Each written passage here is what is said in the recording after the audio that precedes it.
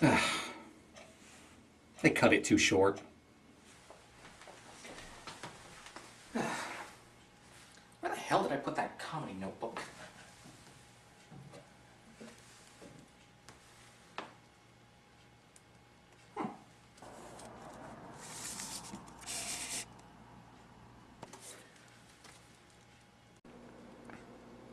When did I write a book?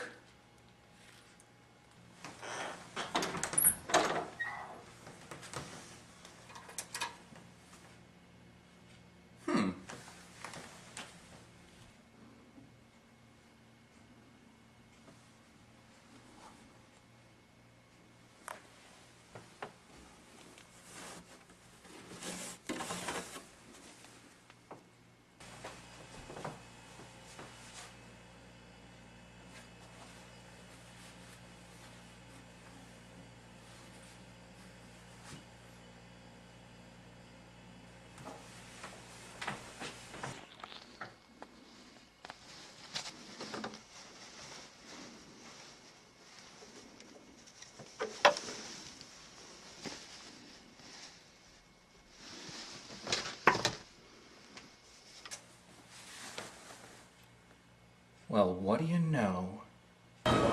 Comedy. Every week I do the same routines. Commercials, knights in shining armor, space aliens. This week I'm going to do something very different. I'm going to read from a book I wrote a long time ago and pretty much forgot about. I got all my 90s stuff. I got my jacket that I wore back then. I got my hat that I wore back then. Even got my vest. Somewhere. Let's see how this goes. All right, and now we have a reading from Shawn Ravenfire. Let's give it up. Let's give it up for things that are different. Come on.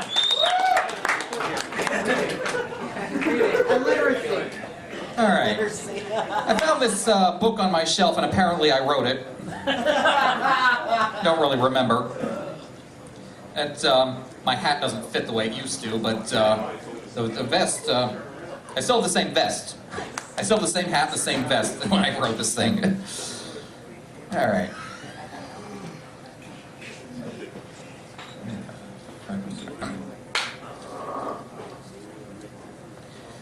Chapter 6.5, about the author. It's that kind of book. I also had better eyesight when I wrote this, so. It is believed that I dropped out of this. What the fuck? How am I supposed to read with fucking strobe lights? It is believed that I dropped out of the sky in the year 2000, presumably from thin air. I was holding manuscripts. I haven't read this in a while. I was holding manuscripts for several books and screenplays in my hands, including this one. No one is exactly sure when or where these works were written, but some speculate that they predate the Empire of Darkness, which existed before any known civilization. Elliot's enjoying this one. One of the first things I did upon my arrival to this world was exactly what any strange visitor to the universe would do. I created a website. www.citizensofthegalaxy.com. Shameless plug. By the way, that website no longer exists. Don't bother. The next step was to get this book published. The strange thing is that this chapter was one of the ones already written when I appeared, and thus I found myself reading this autobiographical chapter regarding events which had not yet happened. Freaky. Before I could get this book published, however, I was accosted by a succubus while I was out for a walk along the metaphysical planes. She offered to make me the emperor. I asked her, "Emperor of what?" She answered, "You know, stuff." It was better than I was expecting. I asked her what she wanted in return, and she said that I had to return to Earth in the form of an antichrist. It sounded like a sweet deal, but the work schedule would have clashed with my pending movie career, so I declined. Upon my returning to the earthly plane, I found my physical body had been burned to ash in a freak knitting accident. Fortunately, I had recently unearthed a pod containing a spare body, and this one came with a really nifty spring jacket.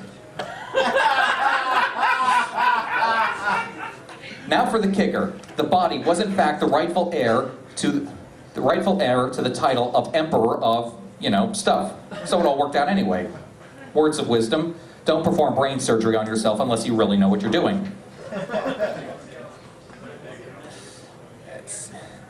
Let's skip around a bit. Because most of this book is just promoting that fucking website.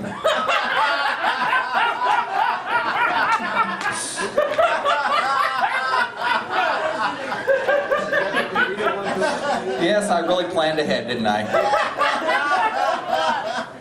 Classic Ravenfire. Yeah. This is literally classic.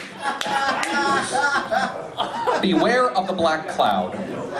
Have you ever accidentally slipped into another dimension? It happens to me all the time. This one time I discovered a metaphysical anomaly known as the black cloud on its way to destroy the human race. Can you believe it? The whole human race. Now get this. It already has spies in this world and is working around us all the time, and we don't even know about it. Ain't that a kick in the liver? Anyway, their main agent calls himself Mr. X. That's not his real name, but if I were the Herald of Armageddon, I wouldn't brag about it. Wait, yes I would. So this Mr. X guy has spies just about everywhere, but don't bother looking. They're usually invisible, and if they're not invisible, they're disguised as common, ordinary druids. Have I mentioned druids a lot? I don't know why. Apparently I did. I'm editorializing my own book here. These spies bring regular people into this guy's office and have them hypnotized to think they're wealthy businessmen.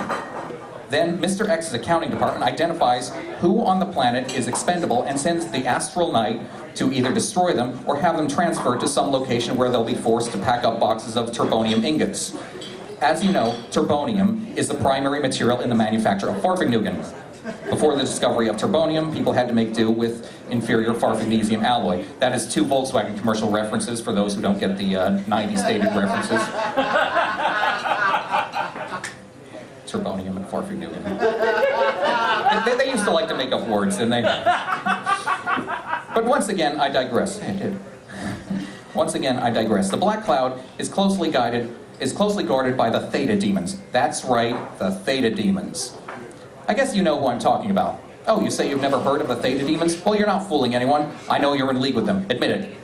Okay, maybe you're not working with the Theta demons, but you may be under the Black Cloud's shadow and not even know it. So the next time someone asks you if you are under the shadow of the Black Cloud of demons, they found me! The Theta demons are devouring my soul! They will drag me into the dead sector far beyond the caves of Lathandival!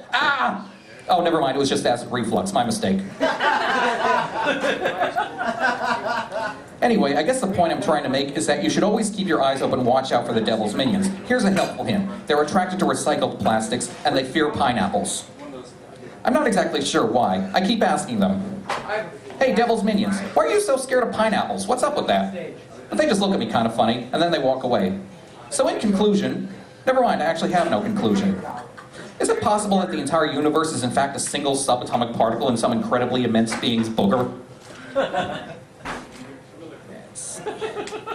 Let's see what else we got in here. You don't have it? Using old comedy notes as bookmarks. So if I run out of interesting things to say here, I can just refer to those. Chapter 2, the next chapter.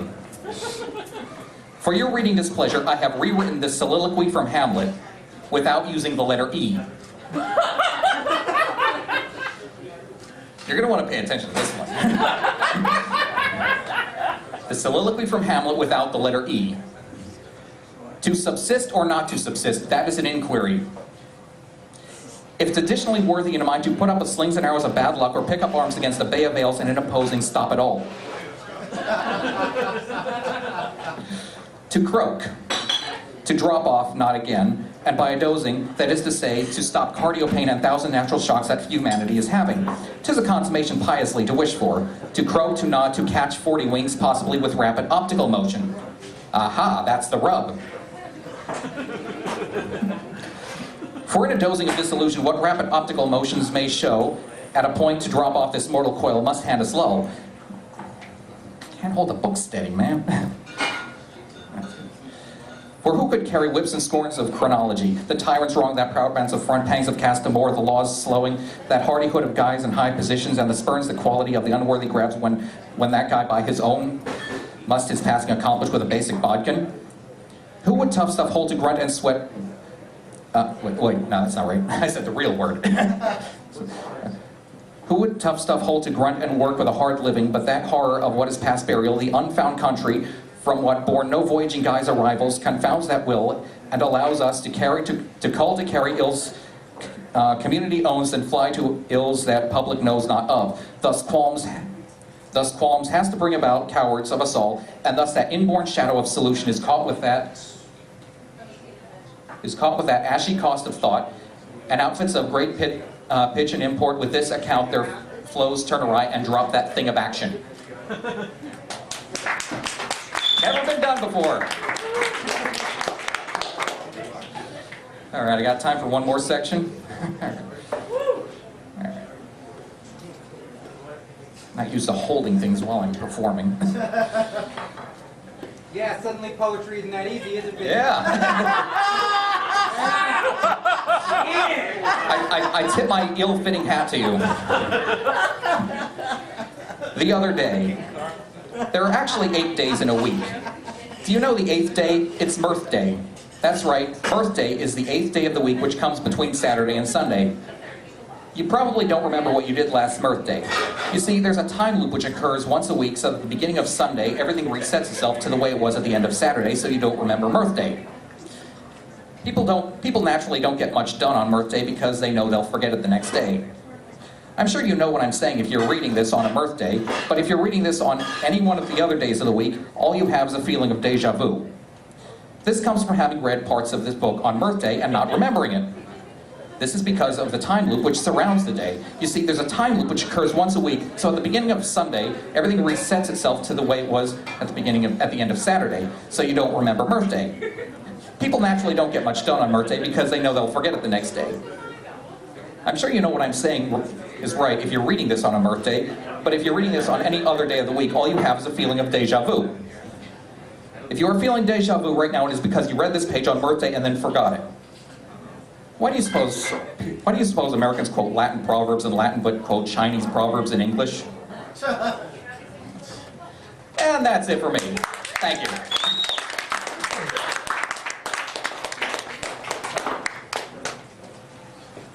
Let's keep it going for Shawn.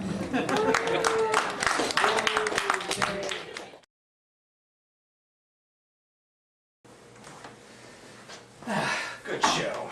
Good show. I think that went really well. Now, as long as there are no more odd surprises, I think I should be in good shape.